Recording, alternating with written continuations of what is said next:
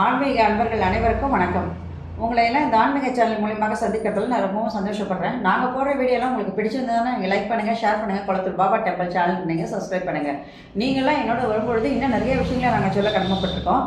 இன்னைக்கு கங்காஸ்தானம், தீபாவளியினுடைய கங்காஸ்தானம் என்றால் என்ன அப்படின்றத பற்றியும், இந்த வருஷம் தீபாவளி எந்த நாளில் எந்த நேரத்தில் கொண்டாடப்படுகிறது, நல்ல நேரம் எது, அதே நேரத்தில் கங்காஸ்தானம் செய்வதற்கு நல்ல நேரம் எது, படையல் போகிறதுக்கு நல்ல நேரம் எது அப்படிங்கிறதெல்லாம் ஒரு சின்ன பதிவாக தரேன். ஏன்னா தீபாவளியை பற்றி பல விஷயங்களை பல இதில் பதிவுகளில் நான் ஒவ்வொரு வருஷமும் கொடுத்துட்டு தான் வரேன். அதனால் சொல்லாத இந்த கருத்துக்களாகி இந்த கங்காஸ்தானத்தை பற்றி இந்த வாட்டி நான் கண்டிப்பாக உங்களுக்கு சொல்ல கடமைப்பட்டிருக்கேன். வாங்க இப்போ நம்ம வீடியோக்குள்ளே போகலாம். தீபாவளி அப்படின்னு சொன்னாலே அது தீப ஒளி திருநாள் தான். ஐப்பசி 1ஆம் தேதியிலிருந்து ஐப்பசி மாதம் 30ஆம் தேதி வரை துலாஸ்தானம். அந்த கங்கையே காவிரிக்கு அதனோடு கலந்து தன் பாவத்தை எல்லாம் போக்கிக் கொள்வதாக ஐதீகம். அதனால அந்த ஐப்பசி மாதம் முழுசுமே நம்ம விடிகாத்தால எழுந்து குளிச்சு நம்ம வேலையெல்லாம் முடிச்சதுக்கு அப்புறம் காவிரி பூஜையை நம்ம என்ன பண்ணணும், வீட்டில் இருந்தாலே செஞ்சாலே போதும். இதுதான் இந்த காவிரிக்காக நம்ம பூஜை செய்யறது தான் ஐப்பசி துலாஸ்தானம் என்று பெயர். அதுக்கு அவ்வளோ பவர் இருக்கு. பூஜையெல்லாம் முடிச்சதுக்கு அப்புறம் வீட்டில இருந்து பூஜை செய்யலாம், காவேரி கரையிலிருந்து பூஜை செய்யறவங்களும் இருக்காங்க. ஆனா அந்த மாதிரி பூஜையெல்லாம் முடிச்சதுக்கு அப்புறம் சுமங்கலி பெண்களுக்கெல்லாம் நம்ம என்ன பண்ணோம்னா ஒரு தாம்பூலம் கொடுக்கணும். அது மிகுந்த பலனை தரக்கூடியதாக இருக்கும். இந்த ஐப்பசி மாசம் கிருஷ்ணபட்சம் சதுர்த்தியில தான் வருகிறது தீபாவளி. கிருஷ்ணபட்ச சதுர்த்தியில தீபாவளி வரும்.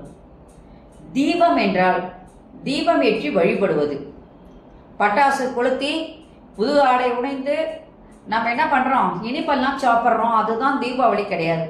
தீபம் என்பது தீப ஒளி ஏற்றி இறைவனை நாம் வழிபாடு செய்வது தான் முக்கியமானது. அதே நேரத்தில் ஆவளி என்றால் வாழ்வினுடைய இருளானது நீங்கி ஒளி பெறுவது என்று அதுக்கு அர்த்தம். அன்னைக்கு நம்ம எண்ணெய் ஸ்நானம் செய்வோம். அது ரொம்ப புண்ணியம். எல்லாருமே எண்ணெய் தேய்ச்சி அன்னைக்கு தீபாவளி அன்னைக்கு குளிக்கிறாங்க. நம்ம என்ன நினைச்சுக்கிறோம், தீபாவளி அன்னைக்கு குளிக்கிறது ரொம்ப நல்லது, தீபாவளிக்கு எல்லாரும் எண்ணெய் தேய்ச்சி குளிக்கணும் அப்படின்னு தான் நம்ம நினைப்போம். ஆனா அதுல முக்கியமான பல கருத்துக்கள் இருக்கு. புராணங்கள் கூறப்படுகின்ற முக்கியமான கருத்துக்கள் அது இன்னைக்கு வரைக்கும் அதனுடைய பலன்கள் எல்லாருக்கும் கிடைச்சிக்கிட்டு தான் இருக்கு. சரி, அன்னைக்கு அதிகாலை எந்த நேரத்துல குளிக்கணும் அப்படின்னு கேட்டீங்கன்னா 3 மணிலிருந்து 5 மணி வரைக்கும் நம்ம கங்காஸ்தானம் செய்வது ரொம்ப ரொம்ப புனிதமானது. நம்ம தீபாவளி அன்னைக்கு எல்லாரும் ஒருத்தரை பார்த்து ஒருத்தர் கேட்டுப்போம், கங்காஸ்தானம் முடிச்சாச்சா, குளிச்சிட்டிங்களா அப்படின்னு கேட்க மாட்டோம். என்ன பண்ணுவாங்க, கங்காஸ்தானம் முடிச்சாச்சா அப்படின்னு தான் கேட்போம். அப்போ அந்த கங்காஸ்தானம் என்பது எவ்வளவு புனிதமான என்பதற்கு ஒரு சில விளக்கங்களை கொடுக்குறேன். ஏன்னா நம்ம நல்லெண்ணெய் வச்சு அப்புறம் சீக்கா தேய்ச்சி எல்லாம் குளிக்கிறோம் இல்லையா, இதுல எவ்வளவு சூட்சமங்கள் இருக்கு. அன்னைக்கு சந்தனம் பூசுறோம், குங்குமம் வைக்கிறோம். அதே நேரத்தில் வீட்டில் பார்த்தோன்னா லேகியங்கள்லாம் கிளறுவாங்க, சாப்பாடு நிறைய அதிகமாக சமைப்பாங்க, இனிப்பு காரம் எல்லாமே இருக்கும். அதுக்காக ஒரு லேகிய உருண்டையும் ஒன்று செய்வாங்க. ஆனால் இதுல எல்லாம் இறைவனுடைய ஒவ்வொரு விதமான கருத்துக்களும் இருக்குன்றதுக்கு ஒரு சின்ன விளக்கம் தரேன். இப்போ நீங்க நல்லெண்ணெய் தேய்ச்சி குளிக்கிறீங்க அப்படின்னு சொன்னா அந்த நல்லெண்ணெயில் மகாலட்சுமி வாசம் செய்கிறாள். சேகாயை போட்டு தேய்க்கிறீங்க அப்படின்னு சொன்னா அதுல சரஸ்வதி தேவியானவள் இருக்கின்றாள். சுடுதண்ணி போட்டு, ஏன்னா குளிர் நாளெல்லாம் சுடுதண்ணியில குளிப்போம், அந்த தண்ணீர் கங்கா தேவி. நீங்க எங்க குளிச்சாலும் பரவாயில்ல, அன்னைக்கு கங்கா தேவி அதுல கண்டிப்பாக கலந்துரும். நம்ம புது ட்ரெஸ் எல்லாம் போட்டுக்கிறோம்னு சொல்றோம், தீபாவளியான புது ட்ரெஸ் தான். அதுல யார் வாசம் செய்வது என்றால் மகாவிஷ்ணு வாசம் செய்கின்றார். அன்னைக்கு சந்தனம் பூசிப்பாங்க இல்லையா, சந்தனம் வச்சு நலுங்கெல்லாம் வைப்பாங்க, சாமிக்கு வைப்பாங்க. சிலர் என்ன பண்ணுவாங்க, புதுமண தம்பதிகளுக்கெல்லாம் வைக்கிறாங்க. இதுக்கு என்ன காரணம்னா அங்க பூமாதேவியானவள் அங்கே வாசம் செய்கிறாள். குங்குமத்தை வைக்கிறோம் அப்படின்னா அதுல மகாலட்சுமியானவள் வாசம் செய்கின்றாள். மலர்கள், அன்னைக்கு மலர்களை போட்டு நம்ம என்ன பண்றோம், இறைவனுக்கு சாத்துகின்றோம், தல் நிறைய மலர்கள் சூடுகின்றோம். அதுல யோகிகள் அன்று இருக்கின்றார்கள். லேகியம் கலர்னு சொல்றோம் இல்லையா, தீபாவளி லேகியம். அந்த லேகியத்துல தன்வந்தரியானவர் எழுந்தருளி உள்ளார் என்பதுதான் ஐதீகம்.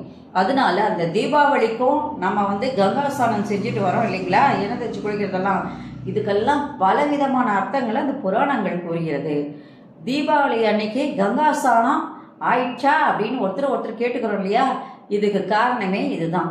சரி, இந்த வருஷம் எந்த நாளில் எந்த நேரத்தில் நம்ம இந்த தீபாவளி திருநாளை நல்ல முறையில் கொண்டாடலாம் அப்படிங்கிறத பாருங்கள்.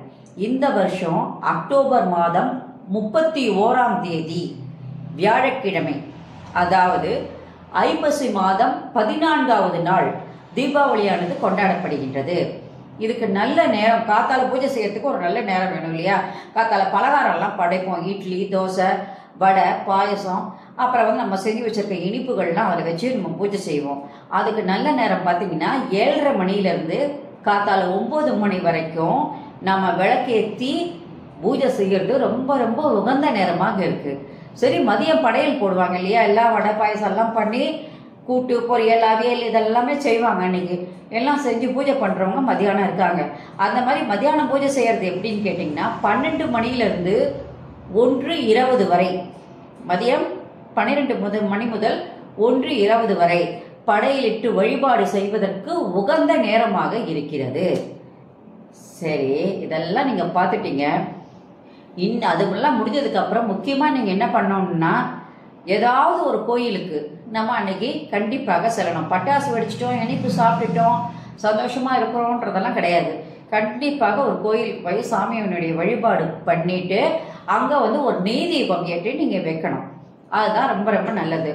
அது மட்டும் இல்லாம நம்ம வீட்டில் செய்யற பட்சணம்லாம் பண்ணியிருப்போம் இல்லையா, அதை கொண்டு 4 பேருக்கு இறைவனுக்கும் படைச்சிட்டு 4 பேருக்கு கொடுக்கறது ரொம்ப ரொம்ப நல்லது.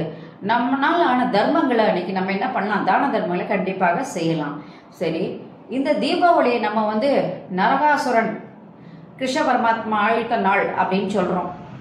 அது ஒரு புறம் இருக்க, இது ஏன் முக்கியமா கொண்டாடப்படுது அப்படின்னு சொன்னா, ராமர், லட்சுமணர், அதே நேரத்தில் சீத்தை, அனுமன் இவங்கெல்லாம் 14 வருடம் வனவாசம் இருக்கிறாங்க.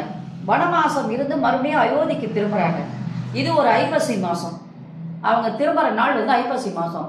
இந்த ஐப்பசி மாசம்னு சொன்னாலே சீக்கிரமா உங்களுக்கு மாலை பொழுது இருளாகி போயிடும். அந்த மாலை நேரத்தில் அவங்க ஊர்ல இருந்து காட்டுல இருந்து திரும்பி வரும்பொழுது, வனவாசத்துல இருந்து வெளியில அயோத்திக்கு வரும்பொழுது ஊர் எங்கும் ஒரே இருட்டு.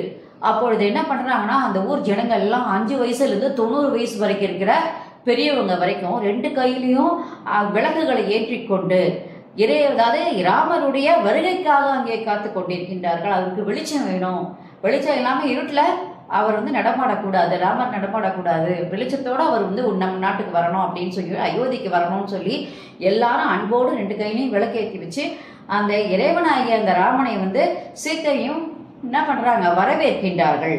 அந்த நாள் தான் நம்ம தீப திருநாளாகிய தீபாவளி என்று, தீபாவளி அன்னைக்கு தான் அது நடந்தது. அதனால அந்த தீப திருநாள் அன்றைக்கு அது நடந்ததுனால அதுவும் ஒரு தீபாவளி தோன்றுவதற்கு முக்கிய காரணமாக அமைஞ்சது அப்படின்னு கூட சொல்லலாம். எது எப்படியோ தீபாவளி வந்தாச்சு, நம்ம சந்தோஷமா இருக்க போறோம். புது ட்ரெஸ் வாங்கியாச்சு, இனிப்பு வாங்கியாச்சு, பட்டாசெல்லாம் வாங்கியாச்சு. இப்போ ஜெகஜோதியா நம்ம இதை கொண்டாட போறோம் அப்படின்னு சொல்லும்போது அனைவருக்கும் தீபாவளி நல்வாழ்த்துக்கள் அப்படின்னு சொல்லி நான் என்னுடைய உரையை முடிச்சுக்கிறேன். நீங்கள் எல்லாரும் இன்னைக்கு சந்தோஷமா இருக்கணும். கண்டிப்பாக கோயிலுக்கு போகணும், இறைவனை தொழுது ஒரு நெய் விளக்காவது ஏற்றி வைங்க. நன்றி, வணக்கம்.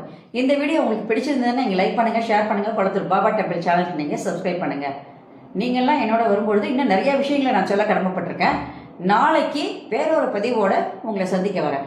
நன்றி, வணக்கம். Subscribe to my channel and please press the bell icon for more videos.